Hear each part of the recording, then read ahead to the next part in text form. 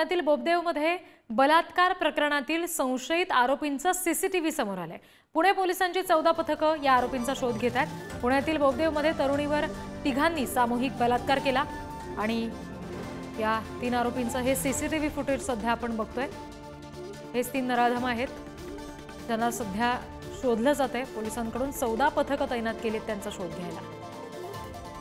बापदेव घाटात बलात्कार होऊ शकतो हे मला अजूनही म्हणजे विश्वासच बसत नाहीये।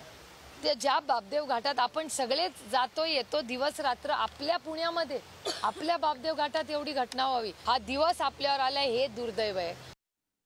तर पुण्यामध्ये सलग तिसऱ्या दिवशी अत्याचाराची घटना घडली आहे। 5 वर्षाच्या बालकावर 3 अल्पवयीन मुलांनी अनैसर्गिक अत्याचार केले। अल्पवयीन मुलाला पॉर्न दाखवत त्याच्यावर अत्याचार करण्यात आला आणि पुण्यातल्या कोंढवा परिसरातली ही धक्कादायक घटना आहे।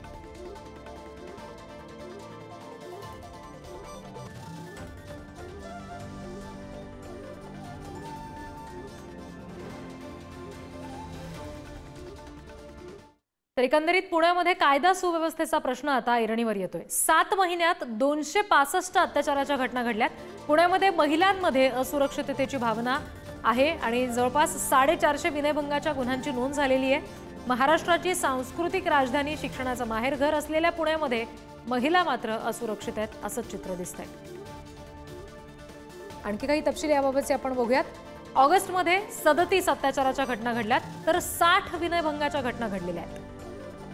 जुलै महिन्यामध्ये 39 घटना नोंदवल्या गेल्यात अत्याचाराच्या, तर विनयभंगाचे सुद्धा 44 गुन्हे दाखल आहेत, तशा घटना झाल्याचं कळत आहे। जूनमध्ये अत्याचार झालेले आहेत 35 घटना आहेत आणि 62 जवळपास विनयभंगाच्या घटना आहेत। मे महिन्यामध्ये 37 घटना अत्याचाराच्या घडल्यात तर 65 घटना विनयभंगाच्या घडल्यात। एप्रिलमध्ये 36 घटनांची नोंद आहे अत्याचाराच्या तर 66 घटनांची नोंद आहे विनयभंगाच्या।